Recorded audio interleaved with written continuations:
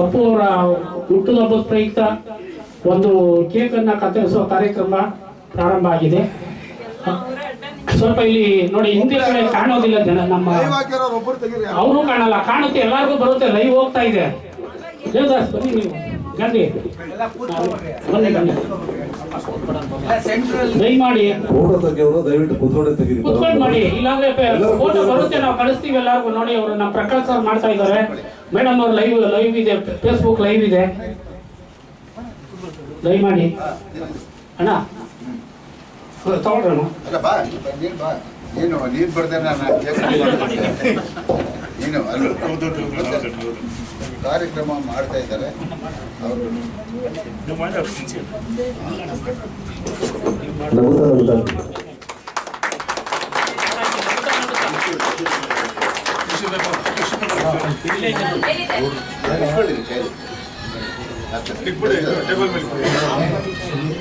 Doctor राजकुमार के doctor राजकुमार के doctor राजकुमार के अप्पू बस के अप्पू बस के अप्पू बस के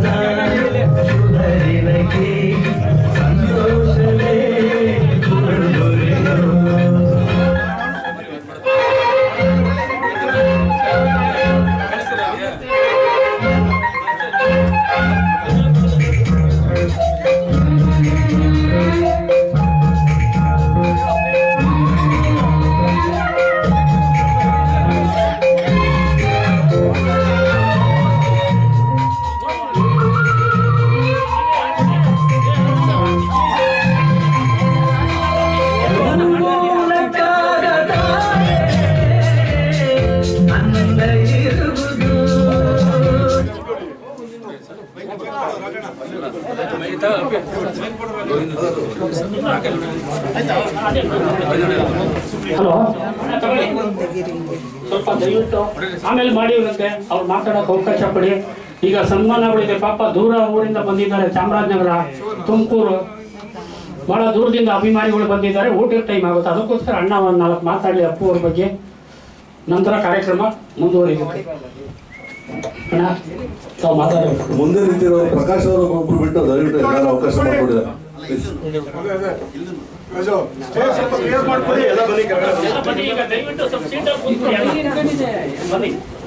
ಎಲ್ಲರೂ ಆಸನಗಳಲ್ಲಿ ಕುಳಿತುಕೊಳ್ಳಬೇಕಾಗಿ ಮಾಡಬೇಕು.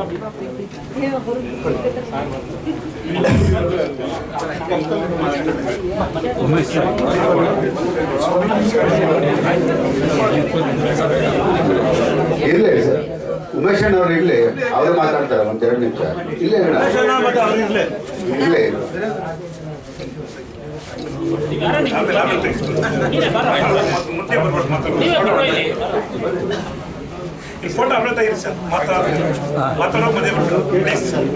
ಸಾವಿರದ 1983ರಲ್ಲಿ ಈ ಡಾಕ್ಟರ್ ರಾಜ್ಕುಮಾರ್ ಅಭಿಮಾನಿಗಳ ಸಂಘ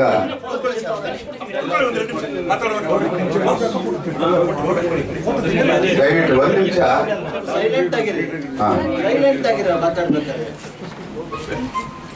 1983ರಲ್ಲಿ ಡಾಕ್ಟರ್ ರಾಜ್ಕುಮಾರ್ ಅಭಿಮಾನಿಗಳ ಸಂಘ ಜನ್ಮ ತಾಳು.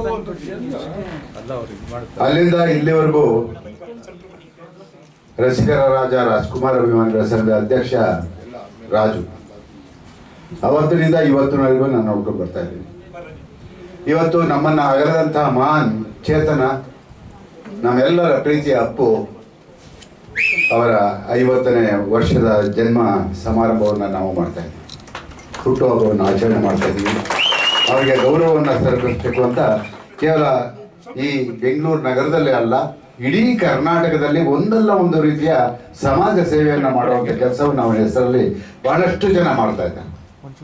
ಅದರಲ್ಲಿ ರಾಜು ಕೂಡ ಇವತ್ತು ಒಬ್ಬರಾಗಿ ಅವರ ಅಭಿಮಾನಿಯಾಗಿ ಈ ಒಂದು ಕಾರ್ಯಕ್ರಮವನ್ನು ಈ ಜಾಗದಲ್ಲಿ ಹಮ್ಮಿಕೊಂಡು ಅನೇಕ ಜನ ಸಮಾಜ ಸೇವೆಯನ್ನು ಮಾಡಿದಂಥವ್ರಿಗೆ, ಕನ್ನಡದ ಸೇವೆಯನ್ನು ಮಾಡಿದಂಥವ್ರಿಗೆ, ವಿವಿಧ ಕ್ಷೇತ್ರಗಳಲ್ಲಿ ಸೇವೆಯನ್ನು ಮಾಡಿದಂಥ 50 ಜನರನ್ನ ಗುರುತಿಸಿ ಅವರಿಗೆ ಸನ್ಮಾನ ಮಾಡೋದ್ರ ಮೂಲಕ ಈ 50ನೇ ಹುಟ್ಟುಹಬ್ಬವನ್ನು ಆಚರಣೆ ಮಾಡ್ತಾ ಇದ್ದಾರೆ.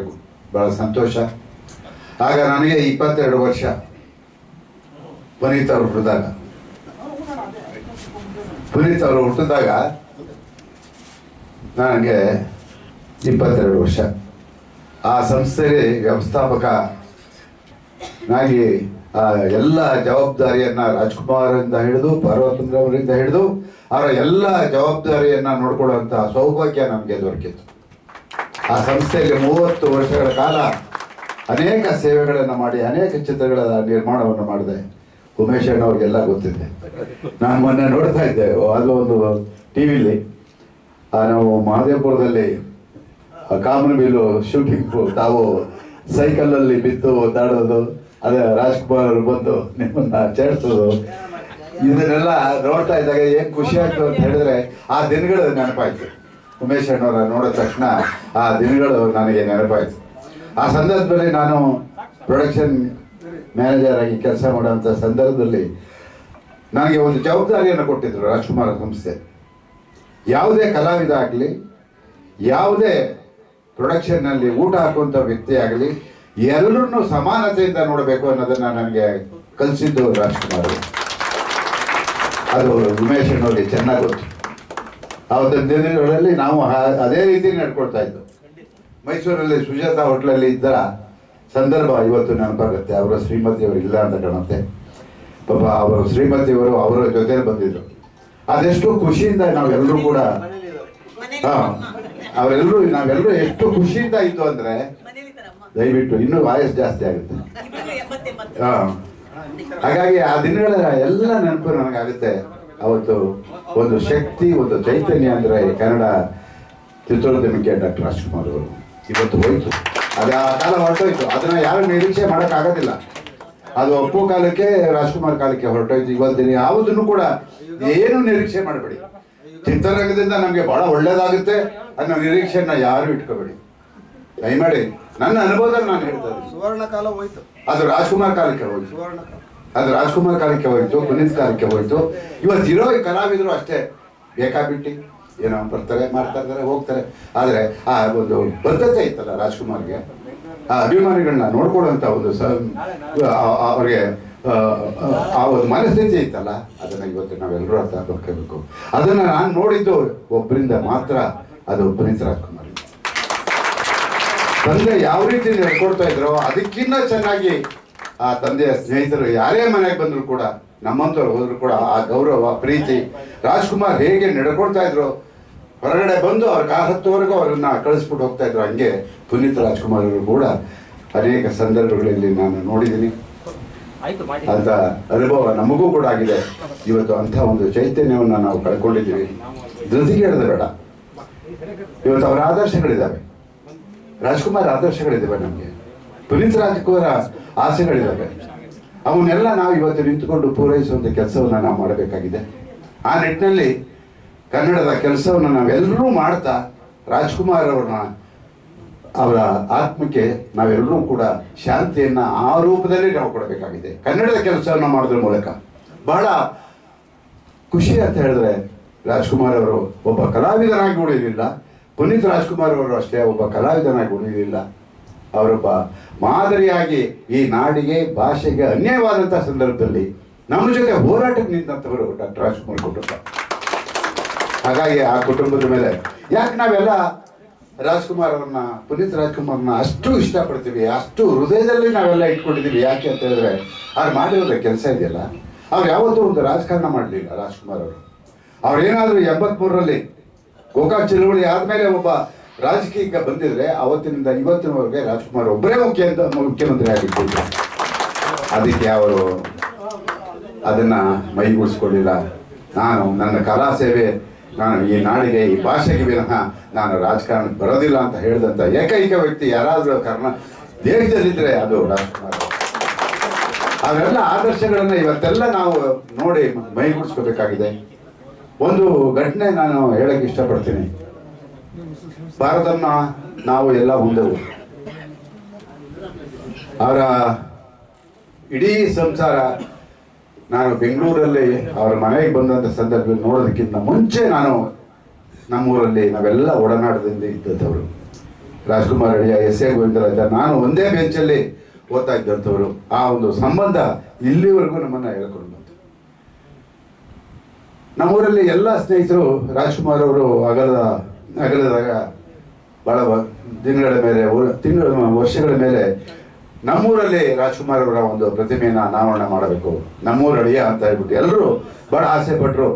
ಅದಕ್ಕೆ ನಾನು ಪೂರಕವಾಗಿ ಅವ್ರಿಗೆ ಏನೇನು ಬೇಕು ಎಲ್ಲವನ್ನ ಒದಗಿಸ್ಕೊಟ್ಟು ಅಲ್ಲಿ ಒಂದು ದಿನ ಆ ಒಂದು ಪ್ರತಿಮೆ ಉದ್ಘಾಟನೆ ಆಗುತ್ತೆ. ಅಲ್ಲಿಗೆ ಪುನೀತ್ ರಾಜ್ಕುಮಾರ್ ಅವ್ರ ಕೈಯಲ್ಲೇ ಉದ್ಘಾಟನೆ ಮಾಡಿಸ್ಬೇಕು ಅಂತ ನಮ್ಮೂರಿನ ಜನ. ನಾನು ಹೇಳಿದೆ, ಅಯ್ಯೋ ನಾನು ಸಾಲಿಗ್ರಾಮದ ಮೊಮ್ಮಗ, ನೀವು ಕರಿಬೇಕು ಅಲ್ಲಿಗೆ, ನನ್ನ ಕರ್ತವ್ಯ ಅದು, ನಾನು ಬರ್ತೀನಿ, ಯಾವತ್ತು ಹೇಳಿ ನಾನು ಬರ್ತೀನಿ ಅಂದರು. ಬಂದ. ನಮ್ಮೂರಲ್ಲಿ ಜನಸಂಖ್ಯೆ ಒಂದು 22-23 ಸಾವಿರ ಇರ್ಬೋದು. ನಮ್ಮೂರಲ್ಲಿ ಅಕ್ಕಪಕ್ಕ ಹಳ್ಳಿಯಿಂದ ಬಂದಿದ್ದು ರಾಮೇಗೌಡ್ರೆ, ನೀವು ನಂಬೋದಿಲ್ಲ, ಸುಮಾರು ಒಂದು 70,000 ಜನ ಆ ಕಾರ್ಯಕ್ರಮದಲ್ಲಿ. ಆ 70,000 ಜನ ಮಧ್ಯದಲ್ಲಿ ಇವ್ನು ಹೆಂಗೆ ಕರ್ಕೊಂಡು ಹೋಗೋದು, ಹೆಂಗೆ ಕರ್ಕೊಂಡು ಹೋಗಿ ಬೋಯ್ತು ನಾನು. ಯಾಕೆಂದರೆ ಅನುಭವ ರಾಜ್ಕುಮಾರ್ ಅವ್ರದ್ದು. ನೀವೆಲ್ಲ ಗೊತ್ತು, ನೀವೆಲ್ಲ ರಾಜ್ಕುಮಾರ್ ಅವ್ರನ್ನ ಅನೇಕ ಕಾರ್ಯಕ್ರಮಗಳಲ್ಲಿ ಅವ್ರನ್ನ ಹಿಂದೆ ಮುಂದೆ ನಿಂತು ಅವ್ರನ್ನ ಸ್ಟೇಜ್ ಹತ್ತುವರೆಗೂ ನೀವೆಲ್ಲರ ಇದ್ದರು, ಅದೆಲ್ಲ ನೆನಪಾಗ್ತದೆ. ಆಗ ಬಂದಂಥವನು ಉದ್ಘಾಟನೆ ಆಯಿತು, ಎಲ್ಲ ಆಯಿತು. ವೆನ್ನಮ್ಮ ನೀವು ಬರೋಲ್ಲ ಅಂತ ನನಗೆ ಗೊತ್ತು, ನಾನು ಹೊರಟ್ಬಿಡ್ಲ ಅಂತ ಹೇಳಿದ್ರು. ಇಲ್ಲ ನೀನು ನೋಡಮ್ಮ, ನಾನು ಲೇಟ್ ಆಗುತ್ತೆ, ಯಾಕೆಂದರೆ ನೀವು ಊರಿಗೆ ಬಂದಿದ್ದೀರಾ, ಇಷ್ಟು ಬೇಗ ಬಿಟ್ಕೊಡ್ತಾರೆ ನಿಮ್ಮ 3-4 ಜನ, ಎಲ್ಲರನ್ನೂ ಮಾತಾಡಿಸ್ಕೊಂಡು ನೀವೆಲ್ಲ ಇದ್ದು ರಾತ್ರಿಗೂ ಬೆಳಗ್ಗೆ ಹೊರಡ್ತೀರಾ, ನಾನು ಹೊರಟ್ಬಿಡ್ತೀನಿ ಅಂತ ಹೇಳಿದ್ರು. ಹೊರಡಮ್ಮ ನೀನು ಅಂತ ಹೇಳಿದೆ. ಹೊರಟನು ಸೀದಾ ಮೈಸೂರಿಗೆ ಬರಲಿಲ್ಲ, ಅವನು ಬೆಂಗಳೂರಿಗೆ ಬರಲಿಲ್ಲ. ವಾಪಸ್ಸು ಒಂದಷ್ಟು ದೂರ ಹೋಗಿ, ಒಂದು 10 ಕಿಲೋಮೀಟರ್ ದೂರ ಹೋಗಿ, ಜನಸಂಖ್ಯೆ ಕಮ್ಮಿ ಆದಮೇಲೆ ವಾಪಸ್ ಬಂದು ಅವ್ನು ಮಾಡಿದಂಥ ಸೇವೆ ಇದೆಯಲ್ಲ, ವಾಪಸ್ಸು ನಮ್ಮೂರಿಗೆ ಬಂದು ಅವ್ರ ತಾಯಿ ಒಂದು ಇದು ಗೌರ್ಮೆಂಟ್ ಹೈಸ್ಕೂಲಲ್ಲಿ ಓದ್ತಾ ಇದ್ರು, ಪಾರ್ವತಮ್ಮನವರು. ಆ ಹೈಸ್ಕೂಲಿಗೆ ಬಂದು 5 ಲಕ್ಷ ದೇಣಿಗೆಯನ್ನು ಆ ಶಾಲೆಗೆ ಕೊಟ್ಬಿಟ್ಟು, ನನ್ನ ತಾಯಿ ಓದಂಥ ಇದು ಶಾಲೆ, ಆ ಶಾಲೆಯಲ್ಲಿ ಬಡವರ ಮಕ್ಕಳಿಗೆ ಕೈಲಾದ ಸಹಾಯವನ್ನು ಈ 5 ಲಕ್ಷ ಇಟ್ಕೊಂಡು ನೀವು ಮಾಡಿ ಅಂತ ಹೇಳ್ಬಿಟ್ಟು ಕೊಟ್ಬಿಟ್ಟು ಹೋಗಿದ್ದಾನೆ. ಅದು ಯಾರಿಗೂ ಗೊತ್ತಿಲ್ಲ. ನಾನು ಒಂದು ದಿವಸ ಬೆಂಗಳೂರಿಗೆ ಬಂದ ಯಾವುದೋ ಕಾರಣಕ್ಕೆ ನಮ್ಮೂರಿಗೆ ಹೋದಂಥ ಸಂದರ್ಭದಲ್ಲಿ ಮೇಷ್ಟ್ರು ಸಿಕ್ಕಿದ್ರು. ಏನು ಹೋಯ್ತವ್ರೆ, ನೀವು ಬರಲೇ ಇಲ್ಲ, ಪುನೀತ್ ಬಂದಿದ್ದ ನಮ್ಮ ಸ್ಕೂಲ್ಗೆ ಅಂತ ಹೇಳಿದ್ರು. ಇಲ್ಲವಲ್ಲ, ಅವನು ಬೆಂಗಳೂರಿಗೆ ಹೋದ, ನನಗೆ ಹೇಳ್ಬಿಟ್ಟು ಹೊರಟ್ನಲ್ಲ ಅಂತ ಹೇಳಿದೆ. ಇಲ್ಲ ವಾಪಸ್ ಬಂದು ನಮ್ಮ ಸ್ಕೂಲ್ಗೆ 5 ಲಕ್ಷ ಚೆಕ್ ಕೊಟ್ಬಿಟ್ಟು ಹೋಗಿದ್ದಾರೆ, ಬಡವ್ರ ಮಕ್ಕಳಿಗೆ ಸಹಾಯ ಮಾಡಿ ನಮ್ಮ ತಾಯಿಗೆ ಒಳ್ಳೆ ಒಂದು ಹೆಸರು ತನ್ನಿ ಅಂತ ಹೇಳ್ಬಿಟ್ಟು ಅವ್ರು ಹೇಳಿದ್ರು. ನನಗೆ ಆಶ್ಚರ್ಯ ಆಯಿತು. ಅವತ್ತೇ ನನಗೆ ಅವ್ನು ಗೊತ್ತಾಗಿದ್ದು, ಇವನು ಬಲಗೈಯಲ್ಲಿ ಕೊಟ್ಟಿದ್ದು ಎಡಗೈ ಗೊತ್ತಾಗಬಾರ್ದು. ಅವನು ಸತ್ತ ಮೇಲೆ ಅವನೇನೇ ಸಾಧನೆಗಳನ್ನು ಮಾಡಿದ್ದಾನೆ ಅಂತ ಹೇಳಿ ನಮಗೆಲ್ಲ ಗೊತ್ತಾಗಿದ್ದು. ಅಲ್ಲಿವರೆಗೂ ಗೊತ್ತಿರಲಿಲ್ಲ. ಖಂಡಿತ ಹೇಳ್ತೀನಿ, ನಾನೊಬ್ಬ ಹತ್ತಿರದ ನಿಕಟ ಸಂಪರ್ಕದಿಂದ ಇದ್ದಂಥವನು, ನನಗೇ ಗೊತ್ತಿಲ್ಲ ಅವನು ಯಾವ್ಯಾವ ಶಾಲೆಯಲ್ಲಿ ಯಾವ ಮಕ್ಕಳನ್ನ ದತ್ತು ತಗೊಂಡಿದ್ದಾನೆ, ಯಾವ ಶಾಲೆಗೆ ಎಷ್ಟು ದುಡ್ಡು ಕೊಟ್ಟಿದ್ದಾನೆ, ಏನೇನೂ ನನಗೆ ಗೊತ್ತಿರಲಿಲ್ಲ. ಅವತ್ತೇ ಅವರೆಲ್ಲ ಹೇಳಿದ ಮೇಲೇ ನಮ್ಗೆ ಗೊತ್ತಾಗಿದ್ದು ಇಂತಹ ಅನೇಕ ಕೆಲಸಗಳನ್ನು ಅವನು ಮಾಡಿದ್ದಾನೆ. ಅದಕ್ಕೆ ನೀವೆಲ್ಲರೂ ಅವ್ರನ್ನ ಅಷ್ಟು ಇಷ್ಟಪಡೋದು. ಅವನು ಕಲಾವಿದನಾಗಿ ಅದು ಬೇರೆ, ಆದರೆ ಸಮಾಜ ಸೇವೆ ಮಾಡಿದ್ದಾನಲ್ಲ, ಅದು ನಮ್ಮನ್ನೆಲ್ಲ ಇವತ್ತು ಇಷ್ಟು ಮಟ್ಟಿಗೆ ಒಂದು ವೇದಿಕೆಯಲ್ಲಿ ನಾವೆಲ್ಲ ಸೇರಿ ಅವನ ಬಗ್ಗೆ ಒಂದು ಮಾತಾಡೋದಕ್ಕೆ ನಾವೆಲ್ಲ ಆಸೆ ಪಡೋದು ಅದಷ್ಟೇ. ಹಾಗಾಗಿ ಇವತ್ತು ಅವನ 50ನೇ ಹುಟ್ಟುಹಬ್ಬ ಆಚರಣೆ ಮಾಡ್ತಾ ಇದ್ದೀರ.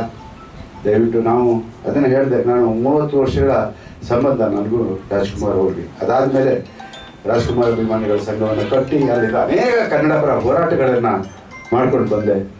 ಯಾಕೆ ಅಂತ ಹೇಳಿದ್ರೆ, ಅವರು ಹಾಕೊಟ್ಟಂಥ ಆದರ್ಶಗಳಿದ್ದಾವಲ್ಲ, ಅದರಲ್ಲಿ ಕೊನೆ ಪಕ್ಷ ಒಂದು 10% ಆದರೂ ಏನಾದರೂ ಸಾಧನೆ ಮಾಡೋಣ ಅನ್ನೋ ಆಸೆ ಅವ್ರ ಹೆಸರಲ್ಲಿ.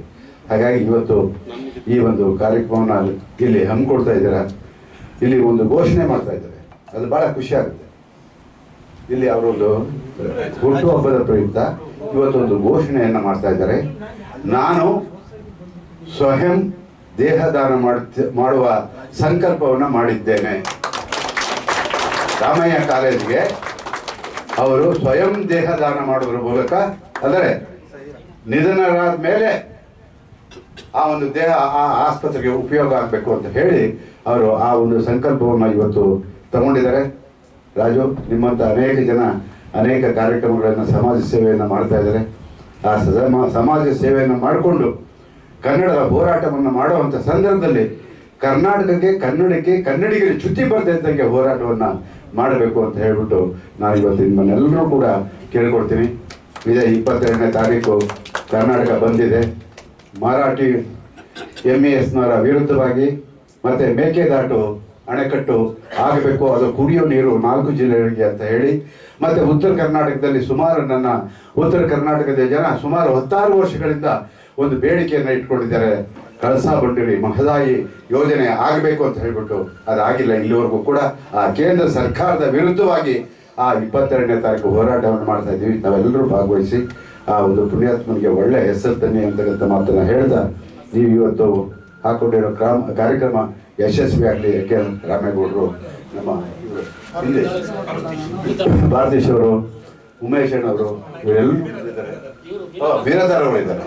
ಬೀರದಾರ್ ಅವರು ಈ ದೇಶದ ಒಬ್ಬ ಮಹಾನ್ ನಟ ಅಂತ ಏನು ಹೇಳ್ತೀವೋ, ಅಮಿತಾಬ್ ಬಚ್ಚನ್ನ ಮೀರಿಸುವಂತ ಒಬ್ಬ ಕಲಾವಿದರಾಗಿ ಅವತ್ತು ಪೈಪೋಟಿ ಕೊಟ್ಟಿದ್ದಕ್ಕೆ ನಾವೆಲ್ಲ ಕನ್ನಡಿಗರು ಹೆಮ್ಮೆ ಪಡಬೇಕು.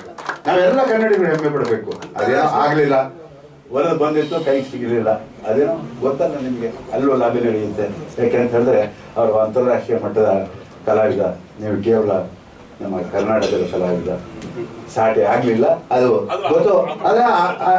ಅಲ್ಲಲ್ಲ, ಕೈ ತಪ್ಪು ಹೋಯ್ತು ಇವರಿಗೆ ಅಂತ ಲಾಭಿಯಿಂದನಂತ ಬೇಕಾದಷ್ಟು ಪತ್ರಿಕೆಯಲ್ಲಿ ಬರೆದು ಅಂತ ಒಂದು ಕಲಾದೇವಿಯ ಆರಾಧಕ ಅವರು ನಮ್ಮ ಬೀರದಕ್ಕ ಅವರು. ಮತ್ತು ಎಲ್ರಿಗೂ ಒಳ್ಳೆಯದಾಗಲಿ. ಇವತ್ತು 50ನೇ ವರ್ಷವನ್ನು ನಾವೆಲ್ಲ ಬಹಳ ಖುಷಿಯಿಂದ ಆಚರಣೆ ಮಾಡೋದು ಬೇಡ, ಯಾರು ದುಃಖ ಪಡೋದು ಬೇಡ. ಯಾಕೆ ಅಂತ ಹೇಳಿದ್ರೆ ಅವರ ಒಂದು ಆದರ್ಶಗಳನ್ನು ನಾವು ಪಾಲನೆ ಮಾಡ್ಕೊಂಡು ಹೋಗೋದ್ರ ಮೂಲಕ ಅವರ ಹೆಸರಿಗೆ ಒಂದು ಒಳ್ಳೆಯ ಕೀರ್ತಿಯನ್ನು ತರುವಂಥ ಕೆಲಸವನ್ನು ನಾವೆಲ್ಲರೂ ಸೇರಿ ಮಾಡೋಣ ಅಂತಕ್ಕಂಥ ಮಾತನ್ನು ಹೇಳ್ತಾ ಮತ್ತೊಮ್ಮೆ ತಮ್ಮೆಲ್ಲರಿಗೂ ವಂದನೆಗಳನ್ನು ಹೇಳಿ ನಾನು ಮುಗಿಸ್ತೀನಿ. ನಮಸ್ಕಾರ.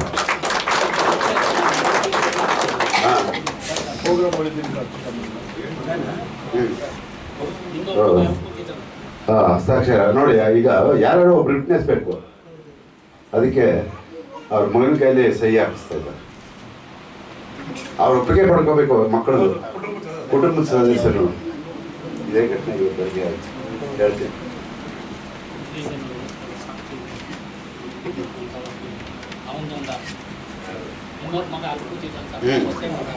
ಯಾರು ಮಗ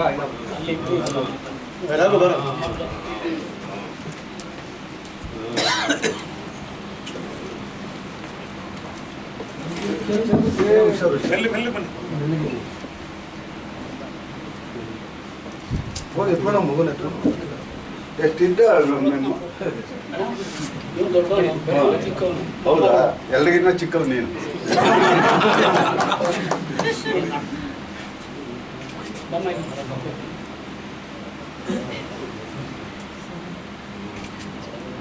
ಯಾಕೆಂದ್ರೆ ಇದನ್ನ ಮಾಡುವಾಗ ಕುಟುಂಬದವರ ಒಪ್ಪಿಗೆ ಇರಬೇಕು. ಯಾಕೆ ನಿಮ್ದು ಒಪ್ಪಿಗೆ ಇಲ್ವಾ? ಯಾರು ಕೈಯಲ್ಲಿ ಆಡಿಸ್ತಾ ಇದ್ರು? ನಿಮ್ಮ ಒಪ್ಪಿಗೆ ಬೇಕಾಗಿಲ್ಲ, ಕುಟುಂಬದ ಆದ್ರೆ ಸಾಕು.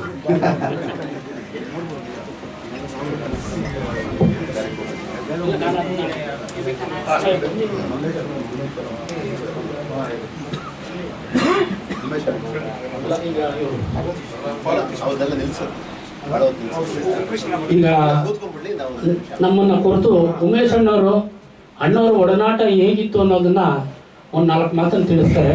ದಯಮಾಡಿ ಎಲ್ಲ ಆಲಿಸ್ಬೇಕಾಗಿ ವಿನಂತಿ. ಎಲ್ಲ ನಮ್ಮ ಅಭಿಮಾನಿ ಅನ್ನದಾತರಿಗೆ, ಈ ಕನ್ನಡ ಒಂದು ಅಭಿಮಾನಿಗಳ ಸಂಘದ ಎಲ್ಲ ಗೆಳೆಯರಿಗೆ, ಹಿರಿಯರಿಗೆ ಮತ್ತು ನಮ್ಮ ಬಿರಾದಾರರಿಗೆ ಮತ್ತು ನಮ್ಮ ಆಪ್ತ ಮಿತ್ರರಾದ ಗೋವಿಂದರಾಜ್ ಅವರಿಗೆ ಮತ್ತು ರಾಜಣ್ಣನವರಿಗೆ ಮಿಕ್ಕ ಎಲ್ಲ ಈ ಬಳಗದ ಗೆಳೆಯರಿಗೂ ನನ್ನ ಹೃತ್ಪೂರ್ವಕ ನಮಸ್ಕಾರಗಳು. ಇವತ್ತು ನಮಗೆ ಒಂದು ಸಂತೋಷದ ದಿನ. ಯಾಕೆಂದರೆ ಪುನೀತ್ ರಾಜ್ಕುಮಾರ್ ಅನ್ ಮಹಾನ್ ನಮ್ಮ ಇಲ್ಲ ಪರವಾಗಿಲ್ಲ ಸಭಾ ಮರ್ಯಾದೆ ಕೂತ್ಕೋಬಾರ್ದು. ಇವತ್ತು ಸಂತೋಷ ಏನಪ್ಪ ಅಂತಂದರೆ ಅಪ್ಪು ಆ ಮಗುವಿನಿಂದ ನಮ್ಮಲ್ಲಿ ಆ ಮಗುನ ನಮ್ಮ ಜೊತೆ ನಮ್ಮ ಮಕ್ಕಳ ಜೊತೆ ಅವನು ಆಟ ಆಡ್ಕೊಂಡಿದ್ದ. ಅದು ನಮ್ಮ ಗೋವಿಂದರು ಚೆನ್ನಾಗಿ ಗೊತ್ತು. ಬಹಳ ಒಡನಾಡಿ ನಮ್ಮ ಮಕ್ಕಳ ಜೊತೆ ಚೆನ್ನಾಗಿದ್ದ. ಅವರ ಮಗು ಇದ್ದಾಗ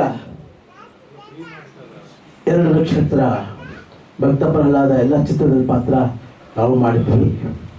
ಮತ್ತು 2-3 ಚಿತ್ರ, ಒಂದು ರಾಮ್ ಚಿತ್ರ, ಒಂದು ಜಾಕಿ ಚಿತ್ರ, ಅದು ಇನ್ನೊಂದು ಮಿಲ್ಲನ, ಹೀಗೆ ಒಂದು 3-4 ಪವರ್ಫುಲ್ ಚಿತ್ರ, ಹೀಗೆ ಸಾಕಷ್ಟು ಚಿತ್ರಗಳಲ್ಲಿ ಅವ್ರು ಪಾತ್ರ ಮಾಡಿದ್ವಿ. ನನಗೆ ರಾಜ್ಕುಮಾರ್ ಅವ್ರ ಬಗ್ಗೆ ಹೇಳಬೇಕು ಅಂತಂದರೆ, ನನಗೆ ರಂಗಭೂಮಿಯಿಂದ 54ನೇ ಇಸ್ವಿಯಿಂದ ರಂಗಭೂಮಿಯಲ್ಲಿ ಅವರು ಇದ್ದರು, ನಾವು ಇದ್ವಿ ರಂಗಭೂಮಿ ಗುಬ್ಬಿ ಕಂಪನಿಯಲ್ಲಿ. ಹಾಗಾಗಿ ಅವರ ನಮ್ಮ ಒಡನಾಟ ಚೆನ್ನಾಗಿತ್ತು. ಅವರು ಚಿತ್ರರಂಗದಲ್ಲಿ ಬೆಳೆದರೂ ಸಹಿತ ನಮ್ಮನ್ನು ಕೈ ಬಿಡಲಿಲ್ಲ. ನಮ್ಮನ್ನು ಅವರ ಚಿತ್ರರಂಗಕ್ಕೆ ಕರೆತಂದು ಅವ್ರ ಜೊತೆ ನಮಗೂ ಪಾತ್ರ ಮಾಡಿಸಿದ್ರು. ಇದನ್ನು ನಾವು ಮರೆಯೋಕ್ಕಾಗಲ್ಲ. ಇಲ್ಲಿ ಮುಖ್ಯವಾಗಿ ಏನಪ್ಪ ಅಂತಂದರೆ, ಆ ರಾಜ್ಕುಮಾರ್ ಅವ್ರ ತಂದೆ ಪುಟ್ಸಾಮಯ್ಯನವ್ರು ಏನು ಸಂಸ್ಕಾರ ಇತ್ತು, ಅದನ್ನು ರಾಜ್ಕುಮಾರ್ ಅವರು ತುಂಬಿದ್ರು. ರಾಜ್ಕುಮಾರ್ ಅವ್ರು ಏನು ಮಾಡಿದ್ರು, ಆ ಸಂಸ್ಕಾರ ತಮ್ಮ ಮಕ್ಕಳಿಗೆಲ್ಲ, ಶಿವಣ್ಣನಿಗಾಗಲಿ, ಲಕ್ಷ್ಮಿಗೆ ಆಗಲಿ, ರಾಘವೇಂದ್ರಗಾಗಲಿ, ಪುನೀತ್ಗಾಗಲಿ, ಪೂರ್ಣಿಮೆಗಾಗಲಿ, ಎಲ್ಲ ಮಕ್ಕಳಿಗೆಲ್ಲ ಆ ಸಂಸ್ಕಾರ. ಇವತ್ತು ನೋಡಿ ಆ ದೊಡ್ಡ ಮನೆಯಲ್ಲಿ ಯಾರೇ ಹಿರಿಯರು ಬಂದ ಸಹಿತ ಆ ಒಂದು ಗೌರವ ಇದೆ ನೋಡಿ.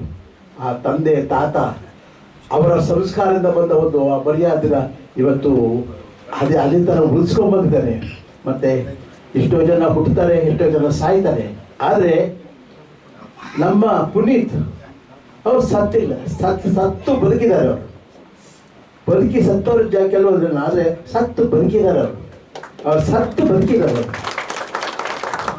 ಅವರಿವತ್ತು ಸಹಿತ ಅವರು ಮಾಡಿದ ಒಂದು ಅನೇಕ ಒಂದು ಸಹಾಯಗಳು ಅವೆಲ್ಲ ನಾವು ಒಬ್ಬೊಬ್ರು ಕೇಳಿದ ಗೊತ್ತಾಯ್ತು. ಅವತ್ತಷ್ಟೇ ನೋಡಿ, ಅವ್ರು ಯಾವಷ್ಟು ಗುಪ್ತ ಅಂದರೆ ಅವರೇನೇ ಸಹಾಯ ಮಾಡೋದು ಗುಪ್ತವಾಗಿ ಮಾಡ್ತಿದ್ರಂತೆ. ಅವರು ಸತ್ತ ಮೇಲೆ ಅವರ ಒಂದು ವಿಚಾರಗಳೆಲ್ಲ ಗೊತ್ತಾಯಿತು. ಆದರೆ ನಮಗೊಂದು ಸಂಕಟ ಅಂದರೆ, ನನ್ನ ಮಗನ ಕಳ್ಕೊಂಡವನೇ, ನಾನು ವಯಸ್ಸಿಗೆ ಬಂದ ಮಗನ ಕಳ್ಕೊಂಡವನೇ. ಆದರೆ ನನಗೇನು ಸಂಕಟ ಆಯಿತು ಅಂದರೆ, ನಾವು ಆ ಮಗುವಿನಿಂದ ನೋಡ್ಕೊಂಡ್ಬಂದಿದ್ವಿ. ಬೆಳೆದು ಭಾಳ ಇನ್ನೇ ಚೆನ್ನಾಗಿ ಚೆನ್ನಾಗಿ ಆಗಿದ್ದ, ಅದು ಬೇರೆ ಅಷ್ಟೇ. ಆದರೆ ಅಷ್ಟೇ ಅಲ್ಲ, ಇನ್ನೂ ಅವರ ತಂದೆಗಿಂತ ಹೆಚ್ಚು ಒಂದು ಉನ್ನತ ಮಟ್ಟಕ್ಕೆ ಹೋಗಬೇಕು ಅಂತ ನಮ್ಮ ಭಾವನೆ ಇತ್ತು. ಆದರೆ ಆ ದೇವರ ನಿಷ್ಕರುಣೆ ಏನು ಮಾಡೋಕ್ಕಾಗಲ್ಲ. ಎಷ್ಟು ಬೇಗ ಅವನ್ನ ಕರ್ಕೊಂಡ್ಬಿಟ್ಟ ಅಪ್ಪುನ. ಆ ನೋವು ನಮಗಷ್ಟೇ ಇಲ್ಲ, ಇಡೀ ನಮ್ಮ ಕರ್ನಾಟಕಕ್ಕೆ ಅಲ್ಲ, ಇಡೀ ಭಾರತಕ್ಕೆ ಆ ನೋವಿದೆ. ಎಲ್ಲ ಒಂದು ಚಿತ್ರರಂಗದವ್ರು ಎಲ್ಲರೂ ಸಹಿತ, ಭಾರತೀಯ ಚಿತ್ರರಂಗದವ್ರು ಎಲ್ಲರೂ ಸಹಿತ ಆ ದುಃಖನ ತಡ್ಕೊಳ್ಳೋಕೆ ಸಾಧ್ಯ ಇಲ್ಲ. ಆ ನೋವು ಇದ್ದೇ ಇದೆ. ಆದರೂ ಹೇಳ್ತಾರಲ್ಲ ನೋಡಿ, ಯಾವತ್ತು ಶರಣರ ಸಾವನ್ನು ಮರಣದಲ್ಲಿ ನೋಡು ಅಂತ ಹೇಳ್ತಾರಲ್ಲ, ಆ ಥರ ನಾವೆಲ್ಲ ನೋಡಿದ್ವಿ. ಅವನೇನು ಉಳಿಸಿದ, ಏನು ಗಳಿಸಿದ ಅಂತ ನಿಮಗೆ ಎಲ್ಲರೂ ಗೊತ್ತಿದೆ. ನಮಗೆ ಅಂದರೆ ಮನುಷ್ಯ ಅವರು ಸಾಯ್ತಾರೆ, ಆದರೆ ಅವನು ಅಜರಾಮರಾಗಿ ಖಂಡಿತ ಉಳ್ಕೊಂಡಿರ್ತಾರೆ ಮನುಷ್ಯ. ಅದೇ ಥರ ನಮ್ಮ ಅನೇಕ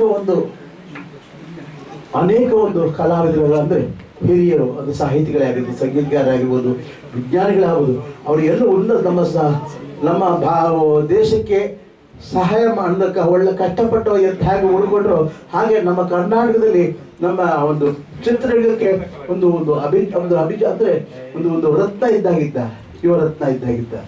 ಅವರು ಇವತ್ತು ಅಷ್ಟೇ ಚೆನ್ನಾಗಿದ್ದಾರೆ. ಅಂದರೆ ನಾವು ಅವರು ಸತ್ತಿದೆ ಅಂತ ನಾವು ತಿಳ್ಕೊಳ್ಳಲ್ಲ. ನಮ್ಮ ಮಧ್ಯೆ ಅವರ ಆತ್ಮ ಎಲ್ಲ ಓಡಾಡ್ತಾ ಇದೆ, ನಮ್ಮ ಜೊತೆನೇ ಇದ್ದಾರೆ. ಇವತ್ತು ನಮ್ಮನ್ನು ಅನ್ಕೊಂಡು ಅವರು ಸಂತೋಷ ಪಡ್ತಿರ್ತಾರೆ. ಭಗವಂತ ನಾವಿನ್ನು ಇಷ್ಟೇ ಹೇಳಕ್ಕಾಗಲ್ಲ. ಇವತ್ತು ಅವರ 50ನೇ ವರ್ಷದ ಒಂದು ಹುಟ್ಟುಹಬ್ಬ ನಮ್ಗೆ ಬಹಳ ಸಂತೋಷದ. ನಮ್ಮ ರಾಜು ಬಹಳ ವರ್ಷದ ಸ್ನೇಹಿತರು. ರವಿ ಅವರ ಅನೇಕ ಕಾರ್ಯಕ್ರಮಗಳಲ್ಲಿ ನಮ್ಮನ್ನು ಕರ್ಕೊಂಡು ಹೋಗಿದ್ದಾರೆ, ಸನ್ಮಾನ ಮಾಡಿದ್ದಾರೆ, ನಮ್ಮನ್ನು ಅವರು ಚೆನ್ನಾಗಿ ನೋಡ್ಕೊಂಡಿದ್ದಾರೆ.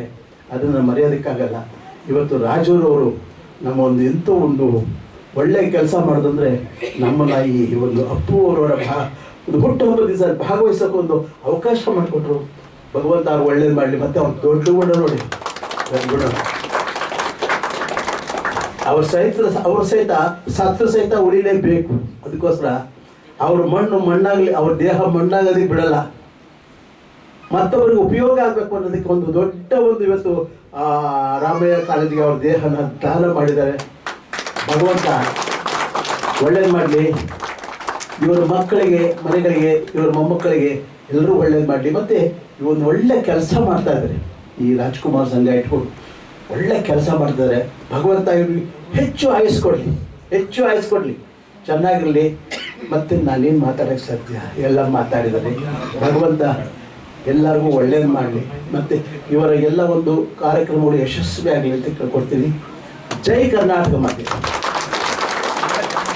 ಕರ್ನಾಟಕ ರತ್ನ ಅಪ್ಪುಗೆ, ಮರೆಯಲಾಗದ ಮಾಣಿಕ್ಯ ಅಪ್ಪುಗೆ. ಈಗ ಒಬ್ಬ ವಿಶೇಷ ವ್ಯಕ್ತಿ ಅಂದರೆ ತಪ್ಪಾಗೋದಿಲ್ಲ. ಅವರೇ ನಮ್ಮ ಪಾರ್ವತೀಶ ಬೆಳದಾಳೆ ಸಾಹೇಬರು. ಇವರು ಸಾಮಾನ್ಯವಾಗಿ ಯಾರಿಗೂ ಗೊತ್ತಿರಲ್ಲ. ಈಗ ಅವ್ರ ಪರಿಚಯನ ಅವರೇ ಮಾಡ್ಕೋತಾರೆ. ಅವರ ಒಂದು ಅಪ್ಪು ಅವ್ರ ಬಗ್ಗೆ ಒಂದು 4 ಮಾತಾಡ್ತಾರೆ. ದಯಮಾಡಿ ಎಲ್ಲ ಕೇಳಬೇಕು.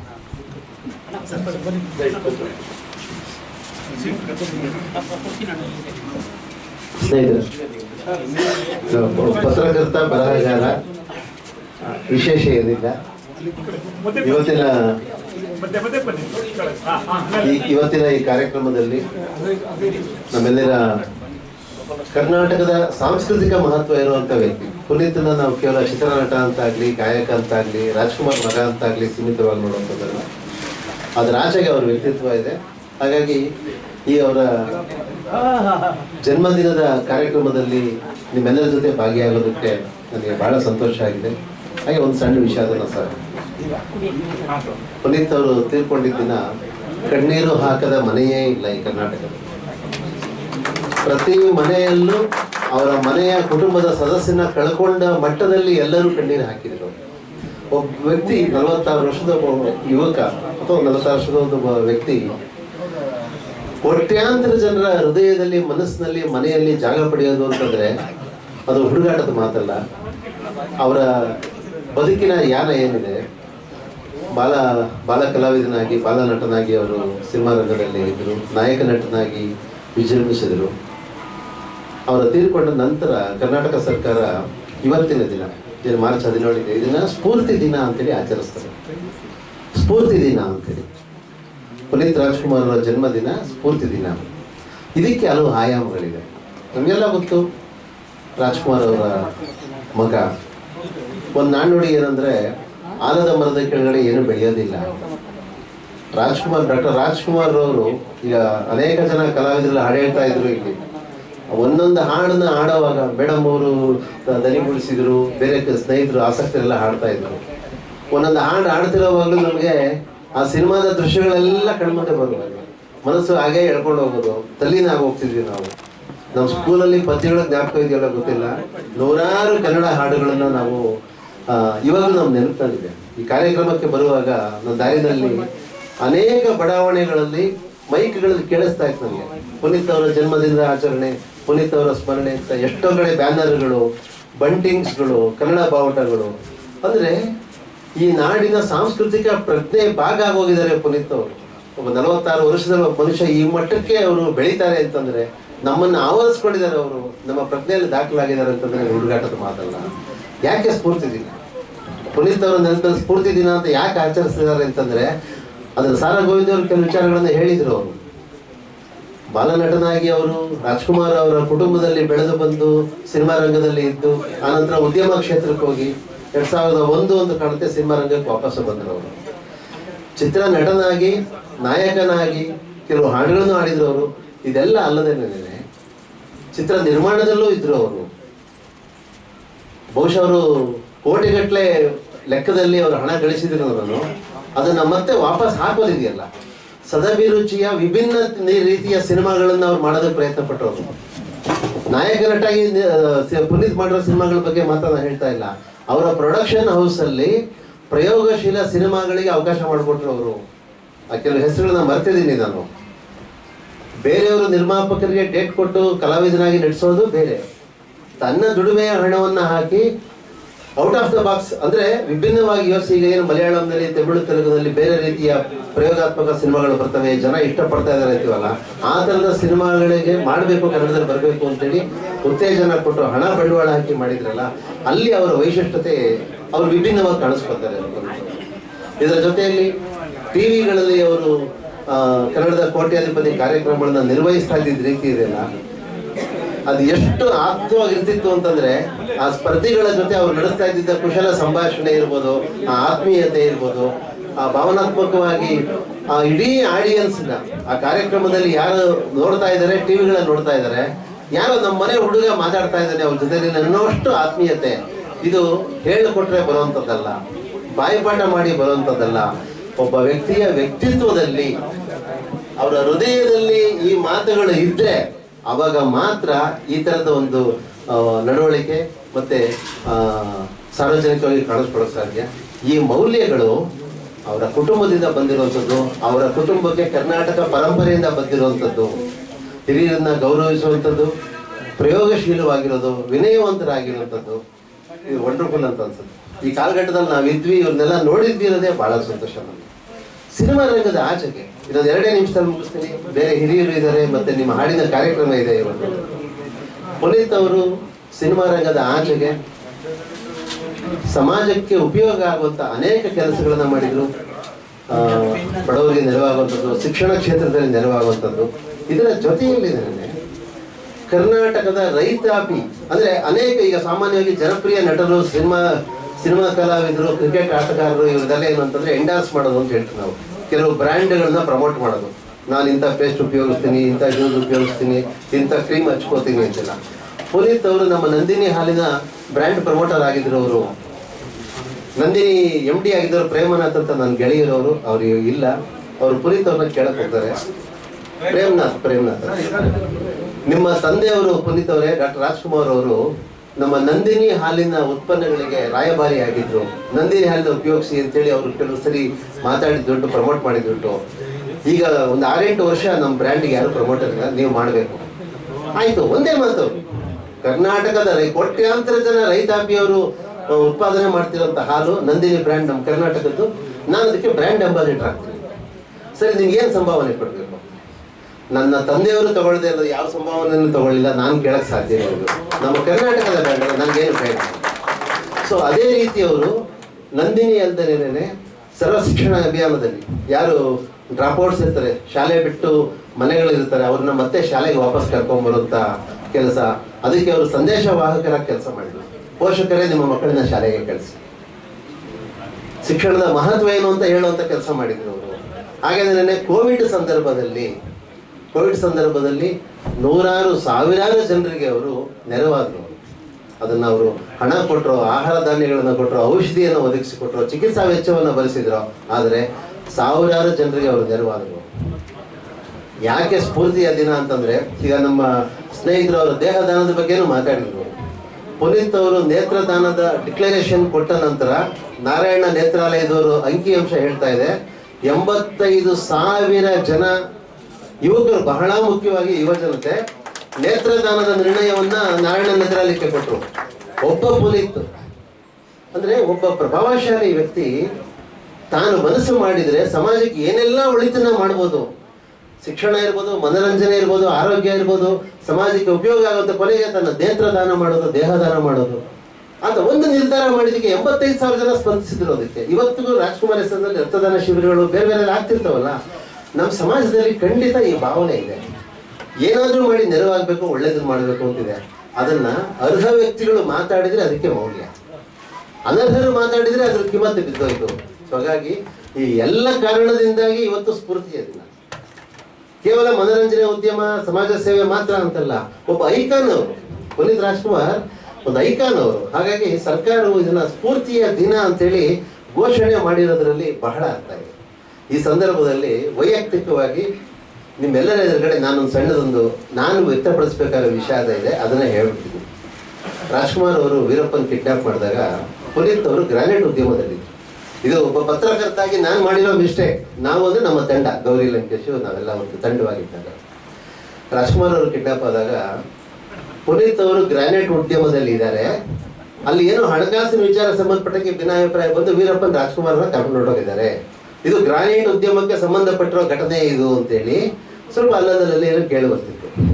ನಾವಿದ್ದಿದ್ದು ಟ್ಯಾಬ್ಲೆಟ್ ಜರ್ನಲಿಸಮ್ನಲ್ಲಿ ಸೆನ್ಸೇಷನ್ ಮಾಡುವಂಥದ್ದು, ಕಟ್ಟಿನ ಗುಡ್ಡ ಮಾಡುವಂಥದ್ದು, ಸತ್ಯಾಸತ್ಯತೆಗಳನ್ನ ಪರಿಶೀಲಿಸದೆ ಬರೆದು ಬಿಡೋದು ಅನೇಕ ಸರಿ ಆಗಿದೆ. ಬೇಕಾದಷ್ಟು ತಪ್ಪುಗಳನ್ನು ನಾವು ಮಾಡಿದ್ದೀವಿ.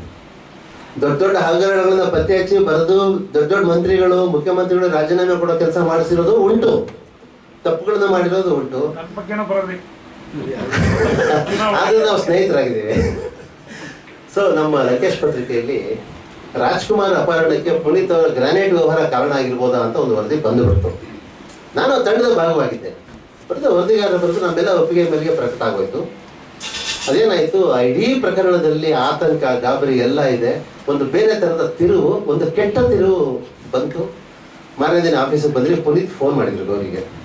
ಗೌರಿ ಲಂಕೇಶ್ ಮತ್ತು ಪುನೀತ್ ಅವರು ಏರೋಬಿಕ್ಸ್ನಲ್ಲಿ ಫ್ರೆಂಡ್ಸ್ ಅವರು, ಅಂದರೆ ಎಕ್ಸಸೈಸ್ ಮಾಡೋದು ಈ ಥರದ್ದೆಲ್ಲ ಇರುತ್ತಲ್ಲ, ಜೊತೆಯಲ್ಲಿ ಒಂದು ಇದಕ್ಕೆ ಜಿಮ್ನಾಶಿಯಮ್ಗೆ ಹೋಗಾಗೆ ಹೋಗ್ತಿರ್ತಿದ್ರು ಅವರು. ಅಲ್ಲಿ ಹಾಯ್ ಬಾಯ್ ಫ್ರೆಂಡ್ಸ್ ಅವರು, ಗೌರಿ ಅಂತ ಮಾತಾಡ್ತಿದ್ರು ಅವರು. ಇದು ತಪ್ಪಿದು ನೀವು ಬರ್ತಿರೋದು. ಇಂಥ ಸಂದರ್ಭದಲ್ಲಿ ನಮ್ಮ ಕುಟುಂಬಕ್ಕೆ ನೋವಾಗುವಂತಹ, ಅಪಾರ್ಥ ಬರುವಂಥ ವರದಿ ಪ್ರಕಟ ಆಗಿದೆ, ನೀವು ಮಾಡಬಾರ್ದಾಗಿತ್ತು ಇದನ್ನ ಅಂತ. ಇದನ್ನ ಗೌರಿ ನನಗೆ ಕರೆದು ಹೇಳಿದ್ರು. ನನಗೆ ಬಹಳ ಪಶ್ಚಾತ್ತಾಪ ಆಗುತ್ತೆ. ನಾವು ಎಷ್ಟು ನೋವು ಅನುಭವಿಸಿದ್ವಿ, ಬೇಸರ ಮಾಡ್ಕೊಂಡ್ವಿ ಅಂದರೆ ಒಂದು ತಪ್ಪು ಮಾಡಿಬಿಟ್ವಿ ನಾವು. ಅದರಿಂದ ಏನು ಒಳಿತಾಯಿತು ಅಂದರೆ, ನಾವು ಮಾಡಿದ ಮಿಸ್ಟೇಕಿಂದ ರಾಜ್ಕುಮಾರ್ ಕುಟುಂಬದಲ್ಲಿ ಚರ್ಚೆ ಆಯಿತು. ಈ ಥರದ ಉದ್ಯಮದಲ್ಲಿ ತೊಡಗುವುದರಿಂದ ನೀನು ನ್ಯಾಯಬದ್ಧವಾಗಿ ಕಾನೂನು ರೀತಿಯಲ್ಲೇ ಹಣ ಗಳಿಸಿದ್ರೂ ಇದೊಂದು ಕಪ್ಪು ಚುಕ್ಕೆ ಯಾವಾಗಲೂ ಉಳ್ಕೊಳ್ಳುತ್ತೆ. ಇದು ಕಾನೂನು ಬಾಹಿರವಾಗಿ ತುಂಬ ನಡೀತಿತ್ತು ಅದರಲ್ಲಿ, ಆ ವ್ಯವಹಾರದಲ್ಲಿ. ಈ ಕ್ಷೇತ್ರ ಬಿಟ್ಬಿಡು ಅಂತೇಳಿ ಚರ್ಚೆ ನಡೀತದೆ. ಹಾಗಾಗಿ ಅವರು ಮತ್ತೆ ಸಿನಿಮಾ ನಟನಾಗಿ ಇಂಡಸ್ಟ್ರಿಗೆ ವಾಪಸ್ ಬಂದರು ಅವರು. ಸೊ ನಾವು ಅಂತಂದ್ರೆ ಬೇರೆಯವ್ರ ಕೆಲವರೆಲ್ಲ ಸ್ವಲ್ಪ ಅಪಾರ್ಥ ಮಾಡ್ಕೊಂಡಿದ್ರು, ತಪ್ಪು ತಿಳುವಳಿಕೆಯಿಂದ ಈ ಮಾತು ಬಂದಾಗ ಆ ಉದ್ಯಮವನ್ನು ಅವ್ರು ಬಿಟ್ಟು ಬರೋಂಗಾಯ್ತು. ಬಂದವರು ಸಿನಿಮಾ ಉದ್ಯಮಕ್ಕೆ ಬಂದರು. ಅವರು ನಾವೆಲ್ಲರೂ ಮಾಡಿ ತಪ್ಪಿಂದಾಗಿ ಸೊ ಸಿನಿಮಾ ಉದ್ಯಮಕ್ಕೆ ಅವರು ಮತ್ತೆ ಬಂದರು. ಸ್ಫೂರ್ತಿದಾಯಕವಾದಂಥ ಬದುಕನ್ನು ನಡೆಸಿದ್ರು. ಕೊನೆಯ ಮಾತು, ಅವರು ಬಹಳ ಸಣ್ಣ ವಯಸ್ಸಿನಲ್ಲಿ ತಿಳ್ಕೊಂಡ್ರು. ನಮ್ಮ ರಾಘವಾಂಕನ ಹರಿಶ್ಚಂದ್ರ ಕಾವ್ಯದಲ್ಲಿ ಪುರದ ಪುಣ್ಯಂ ಪುರುಷ ರೂಪಿಂದ ಹೋಗುತ್ತಿದೆ ಅಂತ ಒಂದು ಸಾಲು ಬರುತ್ತೆ. ಪುರದ ಪುಣ್ಯಂ ಪುರುಷ ರೂಪಿಂದ ಹೋಗುತ್ತಿದೆ ಅಂತ ಹೇಳಿ ಕೋಟ್ಯಾಂತರ ಜನ ಯುವಕರನ್ನ, ಗೃಹಿಣಿಯರನ್ನ, ನಮ್ಮ ಅಕ್ಕ ತಂಗಿಯರ ಮನಸ್ಸನ್ನ ಗೆದ್ದಂತ ಒಬ್ಬ ವ್ಯಕ್ತಿ, ಕಲಾವಿದ, ಸಮಾಜ ಸೇವಕ ಸಣ್ಣ ವಯಸ್ಸನ್ನು ತಿಳ್ಕೊಂಡ್ರು. ನಮ್ಮ ಕರ್ನಾಟಕದ ಪುಣ್ಯ ಪುನೀತ್ ರೂಪದಲ್ಲಿ ಹೋಯಿತು. ಆದ್ರೂ ಉಮೇಶ್ ಸರ್ ಅವರು ಹೇಳಿದ್ರು, ಅವ್ರ ನೆನಪು ನಮ್ಮಲ್ಲಿದೆ, ಅವ್ರ ಆದರ್ಶ ನಮ್ಮಲ್ಲಿದೆ. ಸಾರಾಗೋಜಿಯವರು ವೈಯಕ್ತಿಕ ಒಡನಾಟವನ್ನು ನೆನಪಿಸ್ಕೊಂಡ್ರು. ಪುನೀತ್ ಅವರ ಜೊತೆಯಲ್ಲಿ ಅವ್ರು ನಮ್ಮ ಮನಸ್ಸಿನಲ್ಲಿ ಖಂಡಿತ ಯಾವತ್ತೂ ಇರ್ತಾರೆ. ಈ ತರದ ಕಾರ್ಯಕ್ರಮಗಳು ಚೆನ್ನಾಗಿ ನಡೀಲಿ, ಪುನೀತ್ ಅವರನ್ನ ನಾವು ಸದಾ ನೆನಪಿಸ್ಕೊಂತಾರೋಣ, ಸ್ಫೂರ್ತಿ ಪಡೆಯೋಣ ಅಂತೇಳಿ ಹಾರೈಸ್ತಾ ನಾನು ಮಾತನ್ನ ಮುಗಿಸ್ತೀನಿ. ನಮಸ್ಕಾರ.